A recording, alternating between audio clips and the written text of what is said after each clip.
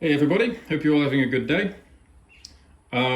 So this is just an update on the painting that I've been working on. This is the Polish Lancers, and we've got the French Napoleon soldiers over here, the chasseurs. And yeah, so this is the stage that the painting is at now. And this is basically what I call the dead coloring stage. I think the French had a word for it. It was called ébauche or something like that. I'm not sure how to pronounce it. But basically, it just means very pale colors or very dulled down colors. So, and that's basically what you're seeing here. So nothing is final. It's quite muddy looking. The colors can be a little bit dirty at times. Like there's not much vibrancy in there. But this is kind of good because by dulling your colors down and desaturating them, it gives you a chance to actually focus a little more on your values. So you're paying a bit more attention to your lights and your darks, and the color relationships between each figure and the sky and the ground. So everything in this painting is very, very, very far from finished. But this stage, the dead coloring stage, does give me a clearer idea of what these color relationships are doing, and also what needs to be adjusted in the upper layers. So I prefer to do a dead coloring stage. I don't really like to do a grisaille because I think working in black and white doesn't really help me when it comes to color. I think just going straight for the colors, but just kind of keeping them a bit more desaturated is definitely the way to go, which is kind of what I've opted for here. So it's very far from finished. There are many, many adjustments that need to be made. The next layer of paint that I apply, just gonna close that door. The next layer of color that I need to apply will be done a lot more carefully. So when I was applying this, it's basically an underpainting, so I could call it that. When I was applying this layer of paint, I was basically using very flat brushes. Some of them were a lot larger than this, and you're basically just kind of going in with very basic shapes. You're mixing the color that you think you need, keeping it a little bit desaturated, and then you're just kind of painting shapes. You're not really rendering. This guy here, which I'll move the camera a little closer so you can see him. So that chasseur over here, you can see this green cloak that sort of drapes over the horse.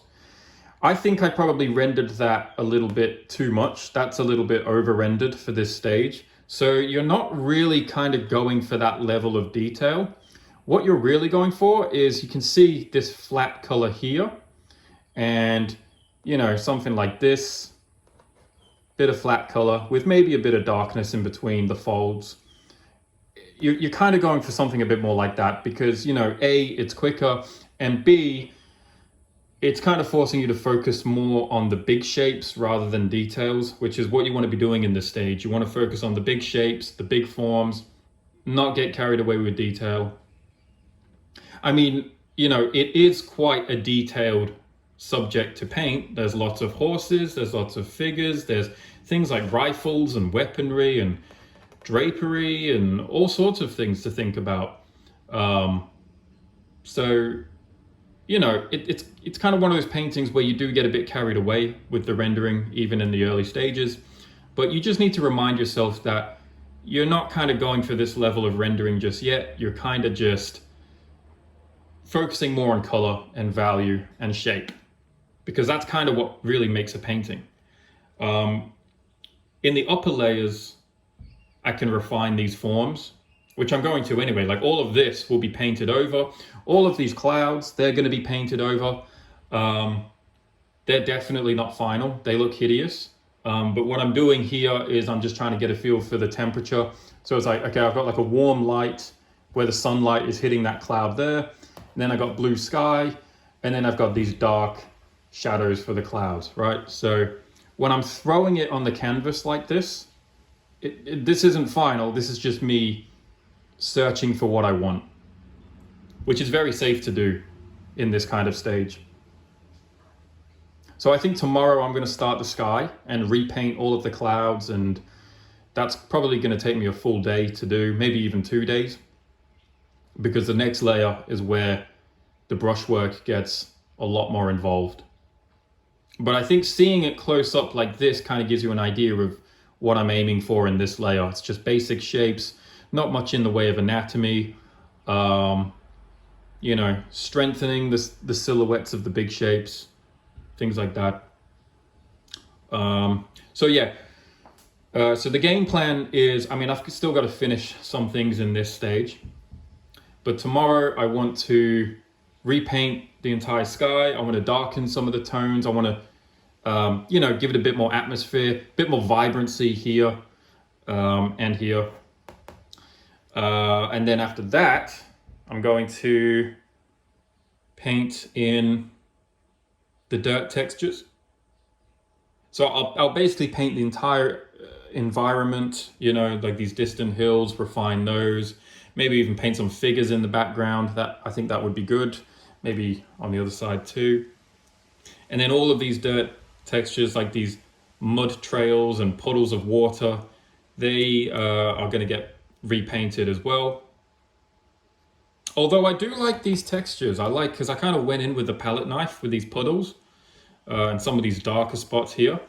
And I actually do like how that looks.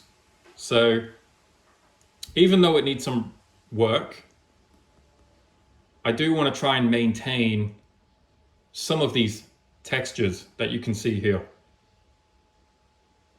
So yeah, I'll have to figure out what I want to do with that.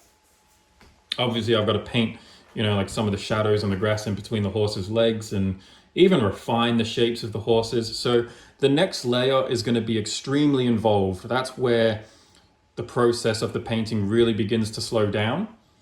But having this general image, which will help guide me, is going to be a massive help. So that's why I like to take the time to do a dead coloring, so that my next painting layers will be a lot more informed. But that's the thing, when you step back from the painting and view it from a distance, it's like you can still kind of tell what things are. I think the image kind of reads well enough. So as long as you're looking at it from a distance and everything looks like it's working, then you're on the right track. The thing is that it is going to look rough. It's going to look finished because it is rough and unfinished. So, you know, this stage gets a bit scary for some people because, you know, they're putting paint on and it just doesn't look that good. But I think it's just one of those things where you have to trust the process. You know, make sure you've done plenty of sketches before jumping into a project like this as well. That helps too. And then just trust that the next layers are going to be looking a whole lot better. But as I said before, in the next layer, it is going to be a lot more involved. Like I'll be painting with very small brushes, just kind of, you know, refining the forms and making sure everything looks 3D. So yeah, the next layer is going to be very, very involved. It's going to be quite intense work. But this, I think, is a good start. So I will carry on. And I will record another video when I'm painting the next layer. So have a good one.